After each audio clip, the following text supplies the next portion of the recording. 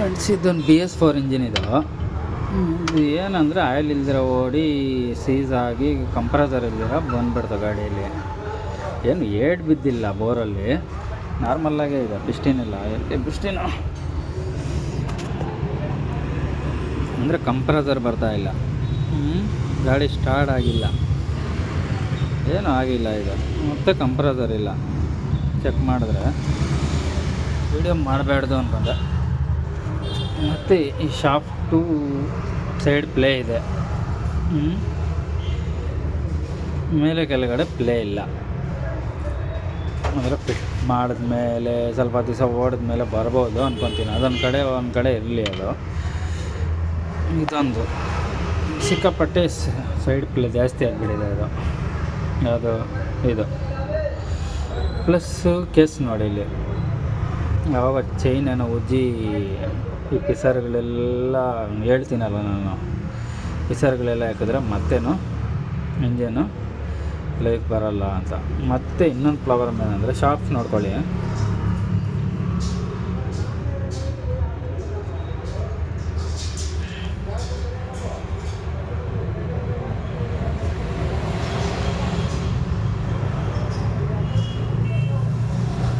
Shaft out ಇದೆ ಅದು. ಕೇಸೆಲ್ಲ welding ಮಾಡಿಸ್ಬೇಕು. ಮತ್ತು ಶಾಫ್ಟು ಕಿತ್ತು ಬಿಸಾಕಿ ಹೊಸದು ಹಾಕೋದೇ ಬೆಟ್ರು. ಇದ್ರಿಗೆ ಬೋರ್ ಹೊಸದು. ಎಡ್ಡು ಇನ್ನೂ ಪೀಸ್ ಮಾಡಿಲ್ಲ. ಎಡ್ಡು ಕತೆ ನೋಡೋಣ, ಪೀಸ್ ಮಾಡಿಬಿಡ್ತೀನಿ. ಅದೊಂದು ಇರಿ, ಇಷ್ಟು ಸಮಸ್ಯೆ ಇದರಲ್ಲಿ. ಕಂಡೀಷನಲ್ಲಿ ಬಿಚ್ಚಕ್ಕೆ ಆಗುತ್ತಾ ಆಗಲ್ಲ, ಮಾಡಬೇಡ್ದಂದ್ರೆ ಇದೊಂದು ಎಷ್ಟು ಸಣ್ಣ ಇದೆ ನೋಡಿ. ಪ್ಯಾಕಿಂಗ್ ಎಲ್ಲಿ ಕೂತ್ಕೊಂಡಿದೆ, ಲೀಕೇಜ್ ಬಂದುಬಿಡುತ್ತೆ ಅದು ಕನ್ಫರ್ಮ್ ಆಗಿ. ಮತ್ತು ಗೈಡು ಎಲ್ಲ ಕಟ್ಟಾಗಿದ್ದಾವೆ ನೋಡಿ. ಗೈಡ್ ಪೀಸ್ಗಳೆಲ್ಲ ಲೋಗ್ ಸಿಕ್ಕಾಕೊಂಡಿದೆ. ಎಲ್ಲ ಇವಾಗಿನ ಕತೆ ಅಲ್ಲ ಇದು, ಫಸ್ಟ್ ಆಗಿರೋ ಕತೆ ಇದು. ಹಾಗೆ ಏನೋ ಮಾಡಿ ಫಿಟ್ ಮಾಡೋರು ಯಾರೋ, ಕ್ಲೀನ್ ಮಾಡಿನೂ ಫಿಟ್ ಮಾಡಿಲ್ಲ. ಇವಾಗಿಂದಲ್ಲ ಅದು. ಈ ಗೈಡ್ ಚೆನ್ನಾಗೇ ಇದೆ, ಸ್ವಲ್ಪ ಡ್ಯಾಮೇಜ್ ಆಗಿದೆ ಅಷ್ಟೇ ಅದು. ನೋಡಿ, ಇದೆಲ್ಲ ಇಲ್ಲಲ್ಲೇ ಇದೆ. ಗೈಡ್ ಎಲ್ಲ ಚೆನ್ನಾಗಿದೆ. ಅದು ಮೇಲೆ ಮಾತ್ರ ಕಿತ್ಕೊಂಡು ಹೋಗಿದೆ. ಇದ್ರದ್ದಂತೂ ಅಲ್ಲ ಅದು. ಇಲ್ಲ ಇದ್ರದ್ದಿರುತ್ತೆ, ಇಲ್ಲಾಂದರೆ ಫಸ್ಟ್ ಇದೆ ಅಲ್ಲೋಗಿ ಸಿಕ್ಕಾಕೊಂಡಿರ್ತಾವೆ ಕಾಕ್ಗಳಲ್ಲಿ.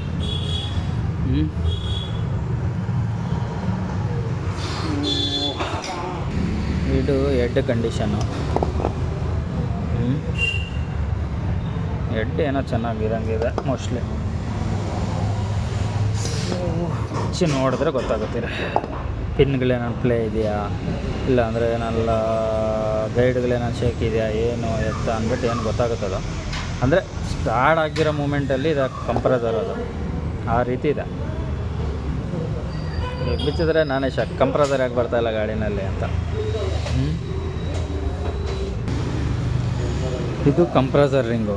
ಟಾಪ್ ರಿಂಗು ಸ್ವಲ್ಪ ಪರವಾಗಿಲ್ಲ. ಕಂಪ್ರೆಸರ್ ರಿಂಗ್ ಬಂದುಬಿಟ್ಟು ಗ್ಯಾಪು ನಿಮ್ಗೆ ಫೋನಲ್ಲಿ ಕಾಣಿಸ್ತಾ ಇದೆ ಗೊತ್ತಿಲ್ಲ, ಜಾಸ್ತಿ ಆಗಿಬಿಟ್ಟಿದೆ.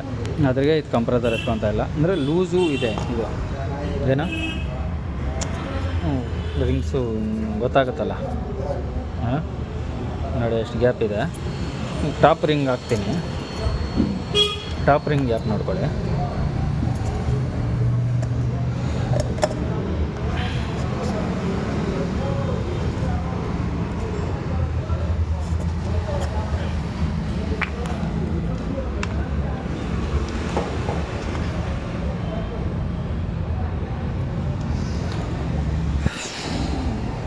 ಇದು ಕರೆಕ್ಟ್ ಇದೆ.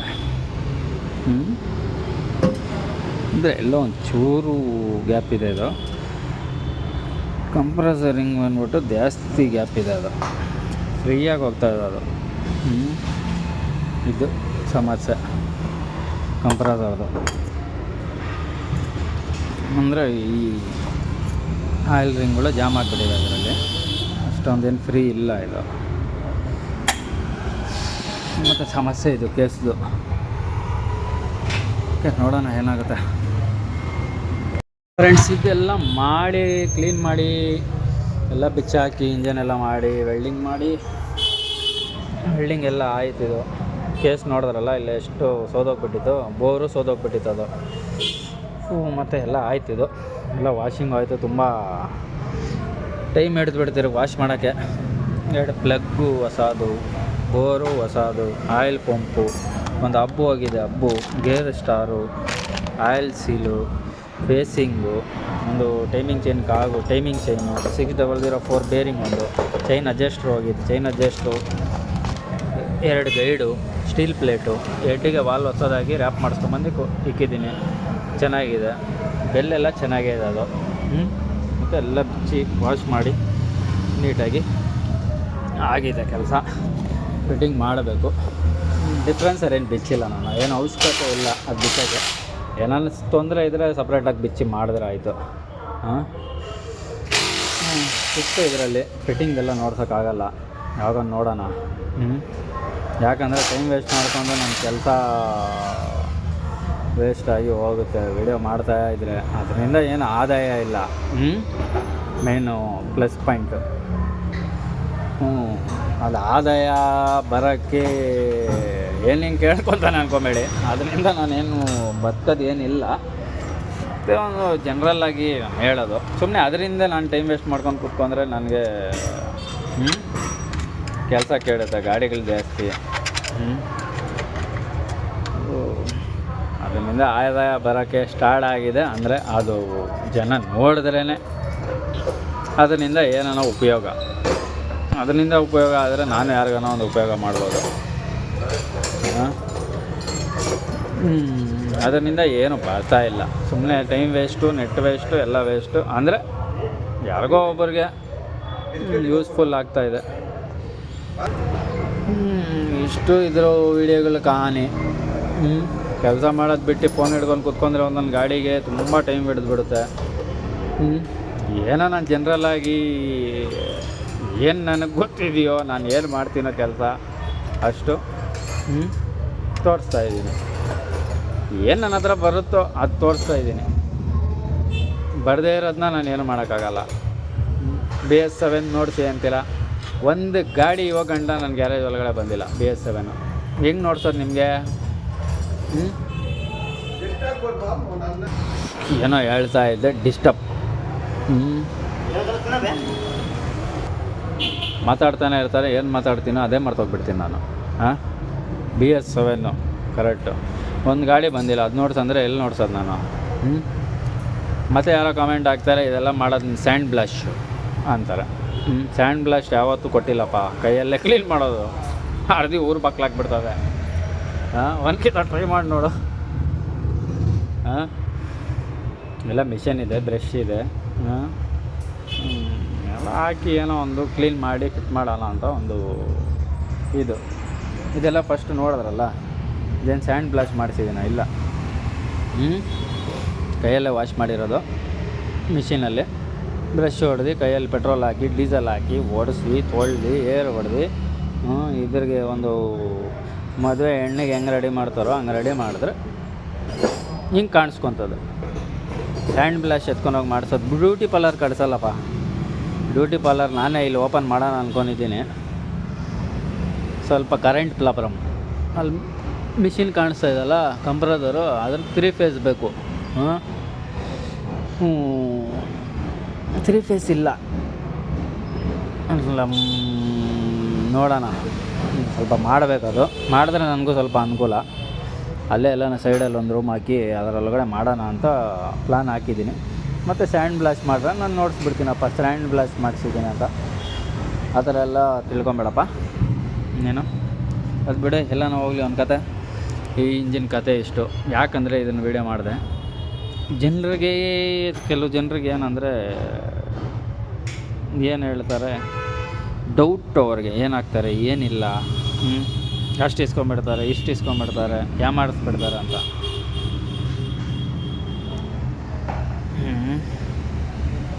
ಏನು ಹೇಳಲಿ, ನನ್ನ ಬಗ್ಗೆ ನಾನೇ ಜಂಬ ಕೊಚ್ಕೊಂಡ್ರೆ ಆಗಲ್ಲ. ಮಾಡಿಸ್ಕೊಂಡಿರೋರು ಗೊತ್ತಾಗ್ತದೆ ಏನು ಮಾಡಿರ್ತೀನಿ ಏನಿಲ್ಲ ಅಂತ. ಇಷ್ಟು ಮೆಟ್ರಿಯಲ್ ಇದೆಲ್ಲ ಹಾಕ್ತಾಯಿದ್ದೀನಿ. ಏನು ಕಾಸ್ಟ್ ಇನ್ನೊಂದು ತೋರ್ಸೋದು ಮರ್ತೋಗ್ಬಿಟ್ಟೆ ನಿಮಗೆ. ಇದು ಹೊಸದು ಗುರು. ಆಮೇಲೆ ಎಲ್ಲನ ರೀಸೆಟ್ ಮಾಡೋನೆ ಅನ್ಕೊಂಬಿಡಿಯಲ್ಲ, ರೀಸೆಟ್ ಮಾಡೋದೇ ಬಿಟ್ಬಿಟ್ಟಿದ್ದೀನಿ. काट दे क्लच पूरा काट के फेंक रहे जल्दी, देख रहे शाफ्ट क्या हुआ, शाफ्ट बचा तो ठीक है, बच गया तो हम बच गया, नहीं तो तीनों इंजन खोल के इधर ईद के टाइम पे होता नहीं काम. ನೋಡು ಫೀಲ್ಡ್ ಪ್ಯಾಕಪ್ಪ.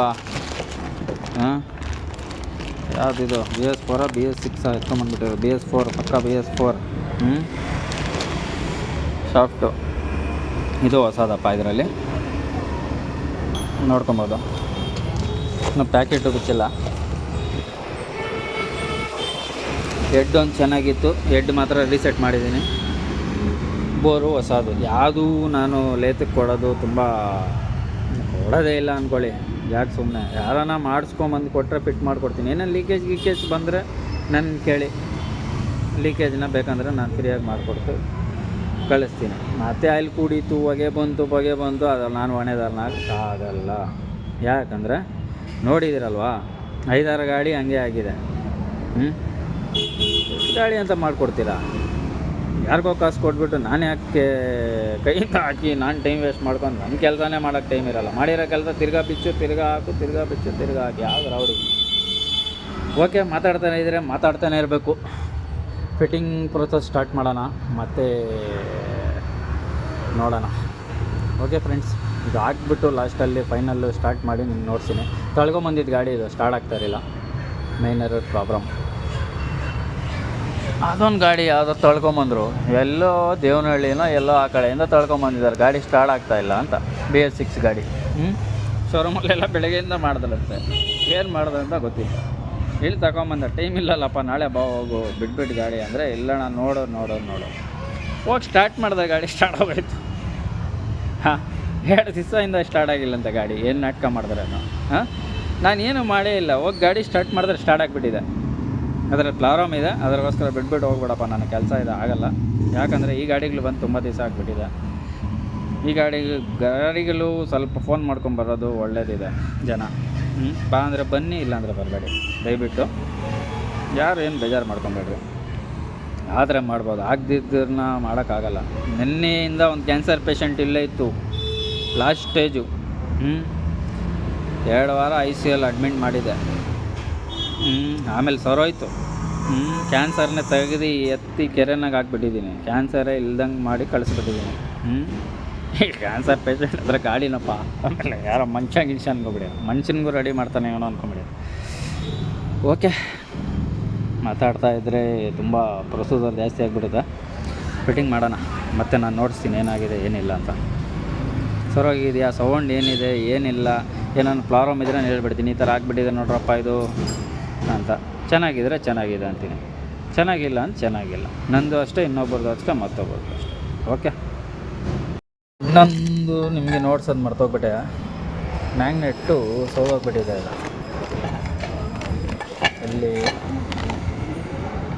ಇಲ್ಲಿ ನೋಡ್ಕೊಂಡ್ರೆ ಇದೆಲ್ಲ ಫುಲ್ಲು ಒಂದು ಸೈಡ್ ಸೋದೋಗ್ಬಿಟ್ಟಿದೆ. ಇದನ್ನು ವೀಲ್ ಓಡಿಸಿದ್ರೆ ಇದು ಒಳಗಡೆ ಪ್ಲೇಟು ಎಲ್ಲ ವೀಕ್ ಆಗಿಬಿಟ್ಟಿದೆ. ಅದು ಮೋಸ್ಟ್ಲಿ ನೋಡಿ, ಅದು ಇವತ್ತಿಲ್ಲ ನಾಳೆ ಕಿತ್ಕೊಂಡ್ಬಿಡುತ್ತೆ. ಅದು ಇದನ್ನು ವೀಲ್ ಖರ್ಚು ಮಾಡಿ ಲೇತಿಗೆ ಎತ್ಕೊಂಡು ಹೋಗಿ, ಲೇತ್ ಹೊಡೆಯೋ ಟೈಮಲ್ಲೇ ಸ್ವಲ್ಪ ಪ್ರಾಬ್ಲಮ್ ಆಗುತ್ತೆ. ಅದು ಮತ್ತೆ ತಗೊಂಬಂದು ಫಿಟ್ ಮಾಡಿ ಸ್ವಲ್ಪ ದಿವಸ ಓಡೋಗ್ಬಿಟ್ರೆ ಕಷ್ಟ. ಅದ್ರಿಗೆ ಬ್ರ್ಯಾಂಡ್ ನ್ಯೂ ಮ್ಯಾಗ್ನೆಟ್ಟು. ಯಾವುದೇ ರೀತಿ ಕೊರತೆ ಇರಬಾರ್ದು ಇಂಜಿನಲ್ಲಿ. ಇದು ಕೆಲಸ. BS4 ಮ್ಯಾಗ್ನೆಟಿದು ಕೊರತೆ ಇರಬಾರ್ದು.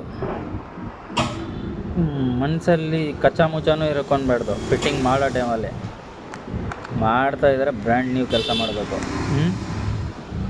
ದಿಗಿಲು ಬಿದ್ದು ಹೊಡೆದಾಗುತ್ತಾ ಬೇಡ, ಹೊಡೆದೋದ್ರೆ ಆಮೇಲೆ ಕತೆ. ಆಮೇಲೆ ಹೊಡೆದೋಗ್ಬಿಟ್ರೆ ಏನು ಚಿನ್ನನ ಇದು ಸಿಗಲ್ಲ ಅನ್ನೋಕ್ಕೆ, ಚಿನ್ನನೇ ಸಿಗುತ್ತೆ. ಹೊಡೆದೋದ್ರೆ ಮಾಡೋದಾಯ್ತು. ಹೆಂಗೆ ಹೊಡೆದೋಗ್ಬಿಡುತ್ತೆ ಇದೆಲ್ಲ ಮಾಡಿದ್ರೆ. ಇಷ್ಟೆಲ್ಲ ಖರ್ಚು ಮಾಡಿ ಇಂಜನ್ನ ಹಿಂಗೆ ಕ್ಲೀನಾಗಿ ಫಿಟ್ಟಿಂಗ್ ಮಾಡಿ 0 ಮೆಟ್ರಲ್ ಹಾಕಿ 0 ಮಾಡಿದ್ರೆ ಗಾಡಿ ಏನಾಗುತ್ತೆ? ಏನೂ ಆಗಲ್ಲ. ಹಾಕಬೇಕು, ಅದನ್ನು ಓಡಿಸ್ಬಿಡೋಣ, ಅದು ಹಾಕೋಣ, 13 ತಿಂಗಳು ಓಡಿ ಅದು ಹೊಡೆದೋಗಿ ಅಲ್ಲೆಲ್ಲೋ ಗಾಡಿ ನಿಂತ್ಕೊಂಡು ಕಾಯಿಲೆಗಳಿಗೆ ವೇಟ್ ಬಿದ್ದು ಎಷ್ಟು ಡಬ್ಬಲ್ 3 ಖರ್ಚು ಬಂದ್ಬಿಡುತ್ತೆ ಆ ಟೈಮಲ್ಲಿ. ಓಕೆ, ಇದೊಂದು ಮೆಸೇಜು. ಕೇಸ್ ಎಲ್ಲ ಕವರ್ ಆಯ್ತು. ಇದು ಮ್ಯಾಗ್ನೆಟ್ ಎಲ್ಲ ಫಿಟ್ಟಿಂಗ್ ಆಯಿತು, ಹೊಸ ಮ್ಯಾಗ್ನೆಟು. ನ್ಯೂಟ್ರಲ್ ಸ್ವಿಚ್ ಆಯಿತು, ನ್ಯೂಟ್ರಲ್ ಸ್ವಿಚ್ ಹೋಗಿತ್ತು. ಮತ್ತು ಇನ್ನೊಂದು ಬಿಚ್ಚೋಣಪ್ಪ, ಇಂಜನ್ ಬಿಚ್ಚಬೇಡ್ದಪ್ಪ, 2 ಬಾರ್ ಮಾತ್ರ ಆಗಿರಲಿ. ಶಾಫ್ಟು ಪಾಮುಟ್ಟಕ್ಕೆ ತಿಗ್ಲಾಗ್ತಾ ಇದೆ.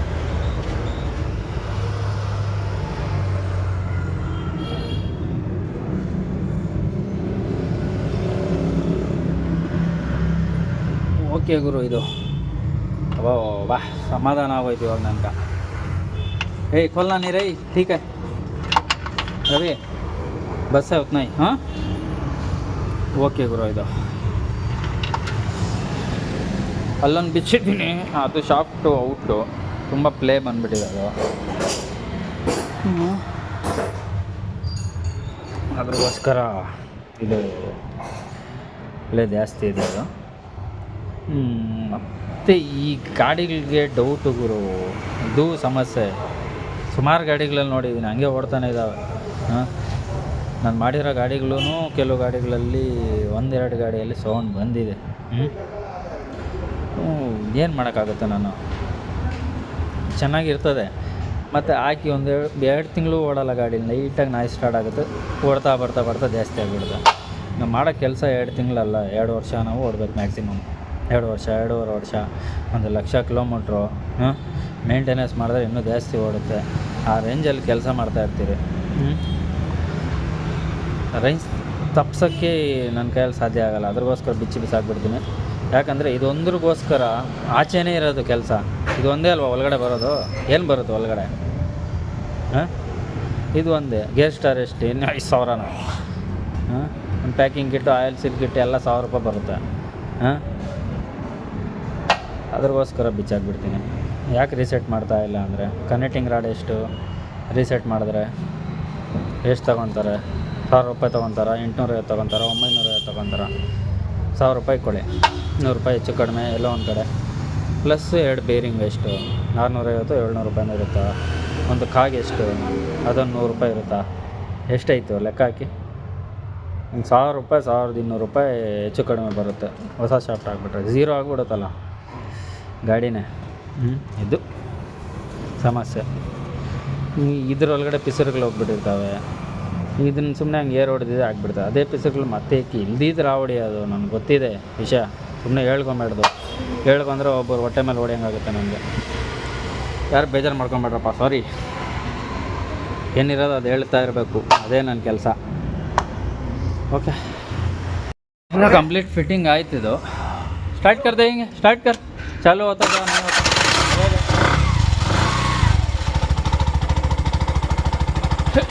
0 ಕೆಲಸ ಗುರು.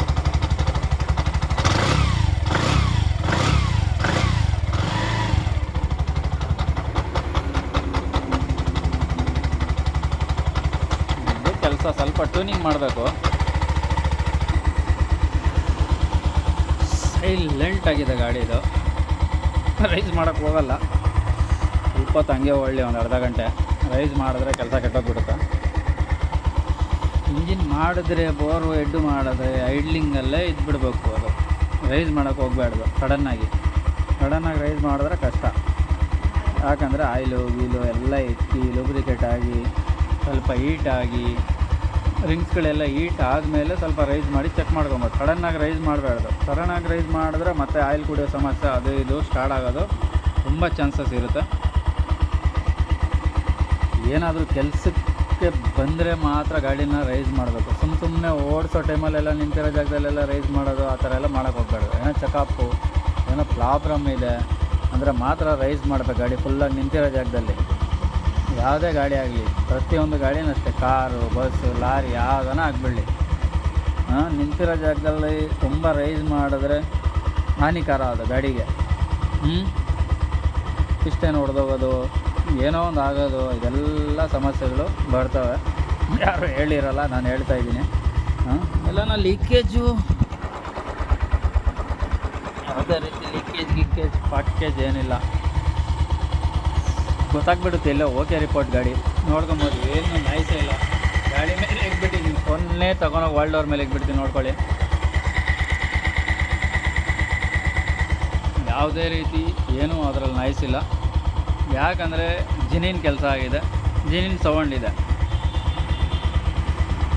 ಬಿಟ್ಟು ಎರಡನೇದು ಮೂರನೇದು ಏನಿಲ್ಲ ಇದರಲ್ಲಿ. ಇಷ್ಟಿತ್ತು ಈ ಗಾಡಿದು. ಇನ್ನು ಡಾಲರ್ ಲಬ್ಬರು ಇನ್ನು ಏನೋ ಸಣ್ಣ ಪುಟ್ಟ ಓಡಿಸೋದು ಏನೋ ಅವಶ್ಯಕತೆಯೇ ಇಲ್ಲ ಇದ್ರಿಗೆ. ಓಕೆ ರಿಪೋರ್ಟ್ ಗಾಡಿ. ಓಕೆ ಫ್ರೆಂಡ್ಸ್, ಇಷ್ಟ ಆದರೆ ಶೇರ್ ಮಾಡಿ, ಲೈಕ್ ಮಾಡಿ, ಸಬ್ಸ್ಕ್ರೈಬ್ ಮಾಡ್ಕೊಳ್ಳಿ.